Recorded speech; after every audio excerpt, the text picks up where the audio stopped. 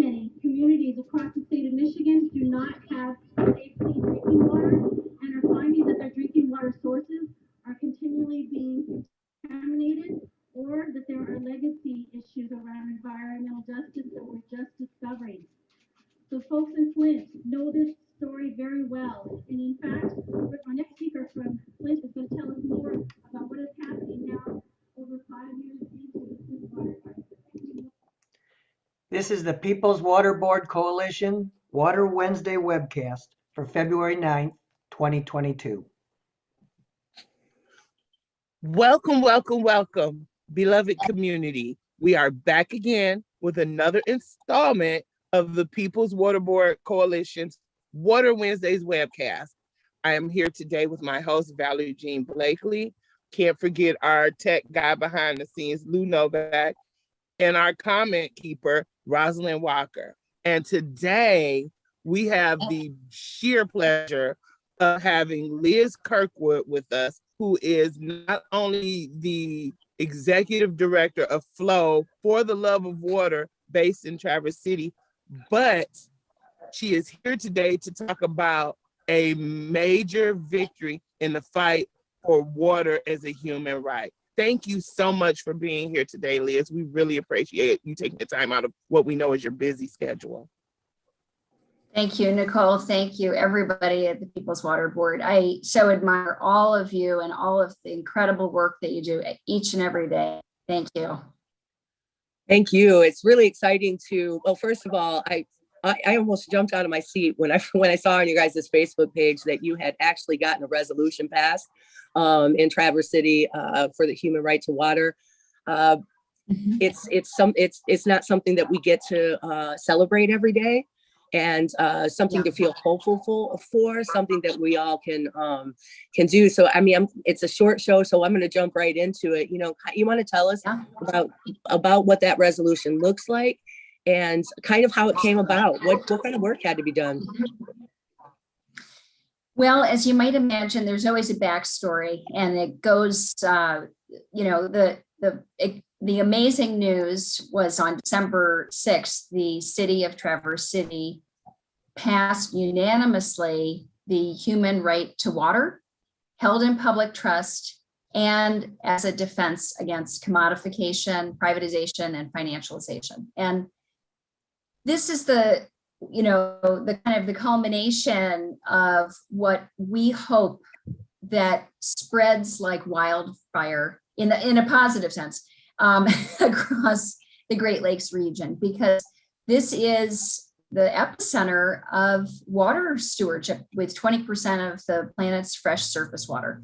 And by, you know, planting these resolutions, we, as each and every community, is saying water is life. Water is absolutely fundamental to all people. And without water, there is no humanity, there is no dignity without access to safe, affordable water for all. And I'm gonna just kind of cut to the chase here. So the work we've been, this has kind of grown up around years of work with Council of Canadians, thinking about their wonderful efforts on Blue communities, with Maud Barlow, who is one of the most inspirational water warriors who I know of. And back in 2010, she was instrumental in having the UN adopt the Human Right to Water Resolution. I'm thinking that the last decade, so much has happened with the Flint crisis, with the Detroit water shutoffs, with the desperate cry for people demanding their humanity in a time where water is becoming more scarce, more polluted.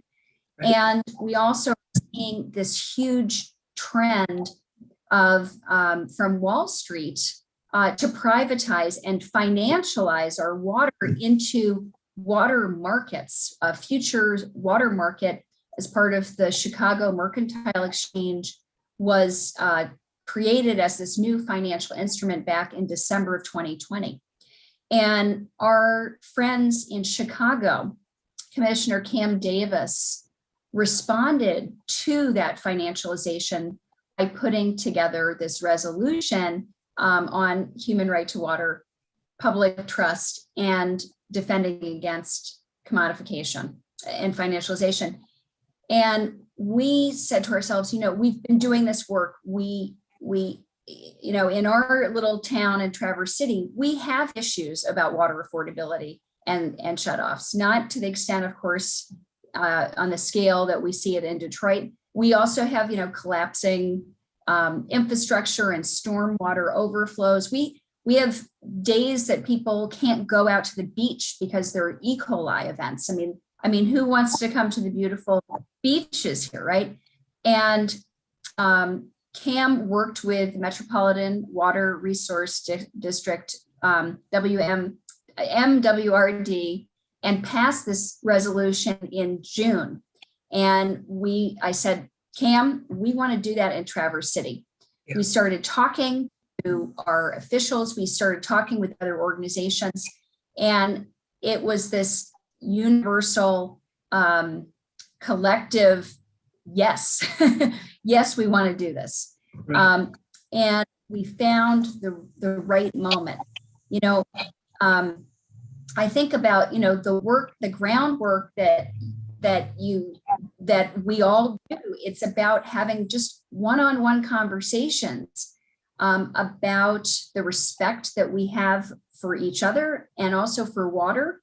And I had just wonderful conversations with a lot of commissioners. They wanted to know, for example, well, if we are protecting this human right to water, and we're also saying that the water in the Great Lakes shall remain in the public trust for people in the Great Lakes region.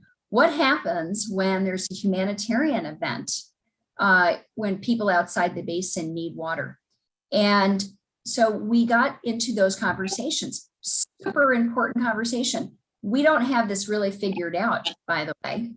Yeah. But I find that, that's the one thing that pulls us all together in the room is water. It doesn't matter what our thought processes are, or what side of the aisle we consider ourselves on.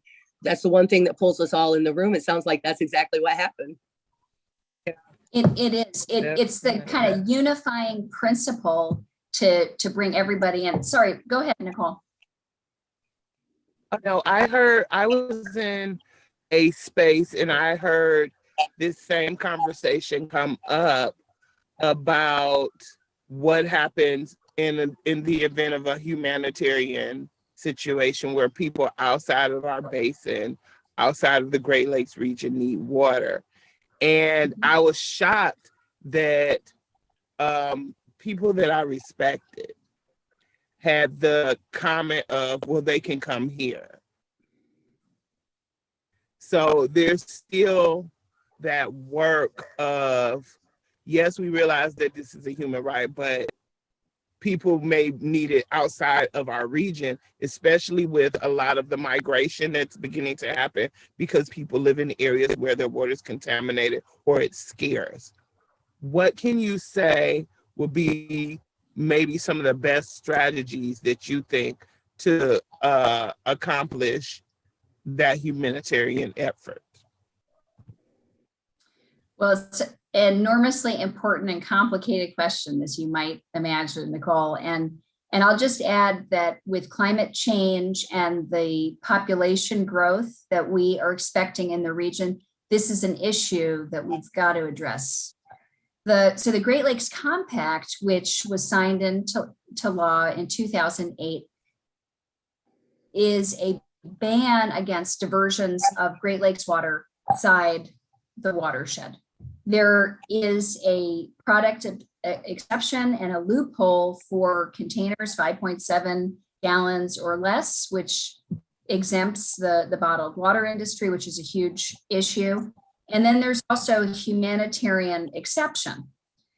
We don't know the contours of that exception, Nicole and Valerie. And it is another area that needs to have a definition where, and a rubric, because how long does the humanitarian crisis go on for?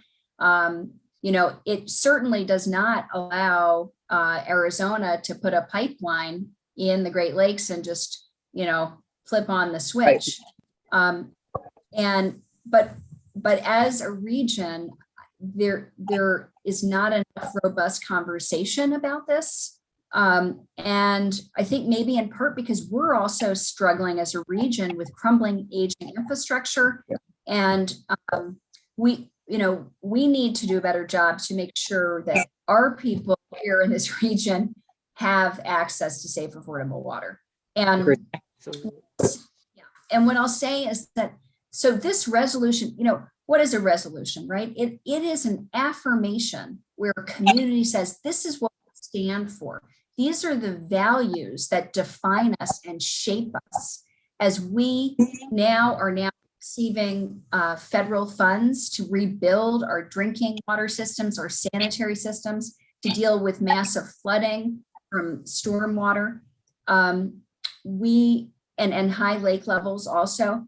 And by setting the tone and having a vision for community, it unifies us in a really, really potent way that will leave you exposed otherwise. And I am just so excited that the people in Detroit, led by amazing leaders like yourselves, are so committed to passing something like the human right to water, because it would just be an extraordinary victory for something like that to happen. And we will do everything we can to help with that work that you lead. It's so important too, because we've got a moratorium on water shutoffs right now that ends in December, which is, at the time when they gave it to us, people needed it. I'm sure that it saved lives. But I really worry about what that's going to look like at the end in December, when people, they're already robbing Peter to pay Paul, right? So they're not paying their water bill because they haven't had to, and they're paying their other bills, or just barely getting by. So we're sincerely worried, and that because we don't have a water affordability plan or a resolution, something that says that you have to make sure people have access to safe water and can afford it, that it'll be unprecedented. It'll look different. It'll be way worse than even the spring of 2014, when they were shutting off whole neighborhoods at a time. My neighborhood was one of them. So it would be not only a victory, but it would save lives. This here, it's going to be, we're in a situation, we really are. And that's the thing. In every circle that I'm in, is that we already had a crisis with a demographic of people that were having affordability issues. But due to the pandemic, we now have this influx of new people that were normally able to cohesively pay their bills. They may have had a decent wage paying job, and they know they either no longer have that job or their hours have been dramatically cut. And these people are now on plans such as the $25 a month plan that the state and the city said that they would formulate for the residents of Detroit.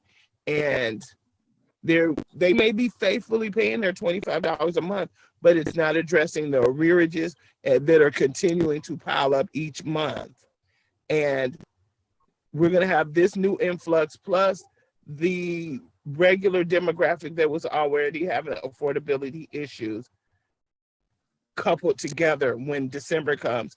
And it's the fear is that there will be a massive shutoff campaign going on.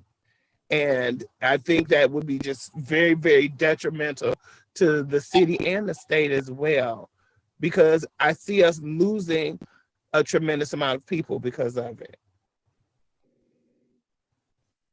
Yeah.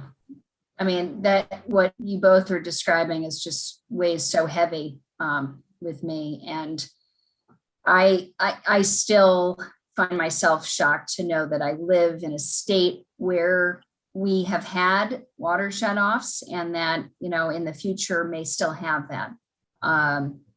You know, it is critical, not only at the state level, but really the national level, to have a moratorium on water shutoffs. It is, it's inhumane. And you know, I can't remember who I was speaking with, but it's interesting. We talk about universal access to healthcare and childcare and college and all these very important aspirations as a nation, but we don't talk about universal access to water. And I wonder why that is. Why don't we? It's the most, I mean, it's elemental to who we are as humans, right? And I think that, yeah, right. And I think that should be part of the state and the national conversation. Yeah. And so, you know, this making me all teary here. Yeah. Feel that. This resolution is a piece of this larger conversation of the dignity that all humans deserve. That's right. Such an important piece. How do you think that it's going to affect the community there and the resolution itself? How do you think it's going to affect the community there in Traverse City? Well, it was really interesting when the commissioners took up this resolution. They said, we don't want this to just be an empty resolution where there's no action. And so I committed, you know, along with others, we are your partners here in doing the water work. And so, you know, in our community, we have a lot of issues related to high water levels and as I mentioned, storm runoff, and rebuilding a lot of, you know, the human built water infrastructure. So really thinking about expanding pervious surfaces for green infrastructure and building resilience into our community as a coastal community right here on Lake Michigan. I think also the resolution has been a really grounding force for this all the commissioners. All of them are just focused on water as a priority. And this resolution helped kind of dial that in. So I think it's kind of a cultural shift a little bit, but then kind of has motivated them to direct their energy towards the water projects that have a priority. So they may actually use the funds appropriately. That's what we're all worried about. How are they going to use the funds, the federal funds coming in to actually fix infrastructure and invest in community water things, you know, projects. That's what we're all hoping. But so it sounds like they're at least going to use it correctly and fight them for it. Yeah, no, I think that's very heartwarming to know that we have a group of commissioners somewhere in the Great Lakes state at that are all on board for water as a human right. If we could get more municipalities to think this way, like we could save so many lives and we could just really live up to the fact that we are the Great Lakes state. Right. I love that, Nicole. I could not agree more with you. And we hope that this really becomes that movement like you're describing. And the Great Lakes St. Lawrence Cities Initiative featured Traverse City's resolution in this past month's newsletter. Yay. And we think that's a really significant thing because there are over 135 mayors who are both on the Canadian and the US side. They read that. This matters. And we know that the work happens at the local level in the most real way. And those leaders are thinking about resilience. They're thinking about how they have to rebuild their cities, how they have to make sure that everybody's got access to safe, affordable water. And this resolution can be, again, a piece to kind of bolster and kind of really bring life and energy into all of that work that's so, so important. So what can folks do? What kinds of things can people do? Like, just normal people who maybe not like us, who are in organizing spaces, and you know what I mean? Just, citizens, what kind of things can people do to help push for this type of thing in their cities? Well, I think it's critical, to have community conversations. So groups like yours are pivotal in kind of starting those community conversations, and then asking people to have conversations with their leaders to understand what are their priorities and how does water fit into their agenda and their priorities. Valerie, I would say kind of the classic, organizing for getting things done in your community. Sure. Letters to the editor. You can do your TikTok video. It's going to take all of us. I don't want to exclude businesses. Businesses are such a huge part of this. They're our partners. We're those business leaders who understand the issues. Can they be a leading voice to go work with your, city commission or whatever the governance structure, your village, or there's no I think you're right about the businesses, as far as, we've seen that for years in the struggle to fight shutdown Line 5, that the businesses along, and again, it didn't matter what side of the aisle they were on, you could talk to them about Line 5 and them understand that would be really, really bad for their businesses. And it automatically brought a whole bunch of people to the table once we started talking to businesses that normally wouldn't have even talked to us. They wouldn't have even given us the time of day to talk to us. But once the businesses started putting up little things in their, in their establishments, kind of talking about Line 5, a lot of people got on board. We saw that. I think you're right about that. Yep. Maybe not huge corporations, but businesses, Yeah, no, that's such a great reminder. Thank you for sharing that, because, with Line 5 also, I'm reminded about the work that we did about resolutions. We worked on in 2015, 2016. We got resolutions across the UP and northern lower Michigan, all over the state. It didn't matter if they were red or blue, and the reason is, and these were resolutions, let me be clear, to shut down Line 5. Right. And the reason that people and communities embrace these resolutions was because they understand our affinity and our connectedness to water. It's back to that unifying theme. And if you look at the polls, what does it say? If the one thing that we can agree on as Michiganders, it's about protecting our water. Everybody wants clean water. They want clean air. They want a better future for their children. And I've been thinking about this a lot, and thinking about how do we turn to our dream, right? If we have this collective dream, how do we make this shift within ourselves? And I just wanted to read this wonderful quote from an author, Bill Fagan, and he says, "History teaches us that the societies that last longest are those that treat water with respect, as an elixir of life, a gift from the gods. We seem to have forgotten this complete lesson." That's beautiful. Who wrote that? It sums it up. Bill Fagan. Bill Fagan. Mm-hmm.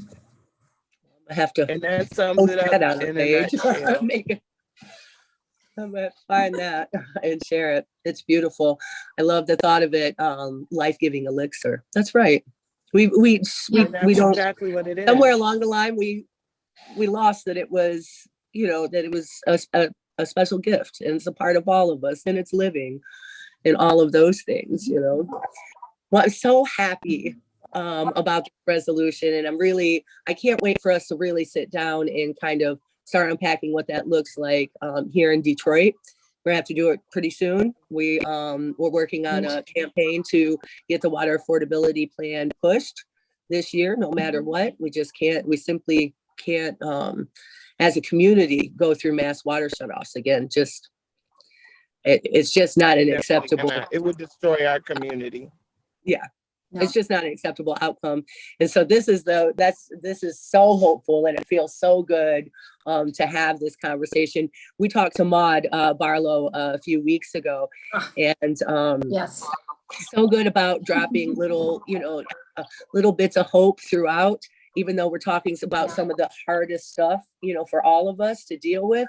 And the Blue Communities was one of those little bits of hope that she dropped on us. And and she sent us a book on it. And I'm stuck to it, that thought process of Blue Communities. It would be a game changer. It really would. Yeah. Yeah. It's pretty exciting. And that's, I mean, you're absolutely right. I mean, it is about hope. It's about, planting seeds of hope, in these larger battles. And that's, to me, that's what this work is about. And it's also about connecting communities and people who may never have met before. Right. Because we're part of a larger movement Right. that's for, the most essential thing in life. Yeah. And it's a global movement at this point. People all over the globe were standing up and saying this. And a lot of women, mostly women, we carry the water always, and the water struggles are very close to us. And I love that. I love that there's a global movement happening, and there's something for everybody to do. There's something for everybody to do. That's just We're weathering the water. Yes. Well, thank you so much, Nicole, for always being on this journey with me, and Lou and Roz in the background doing that background work. We appreciate you. And just Liz, the work that you do, it changes lives every day. And you're a personal hero of mine, and I appreciate you. And thank you for that work and sharing it with us and sharing the hope with us. Until next time, my friends, please take care of each other, take care of the water, and try to stay afloat. Bye.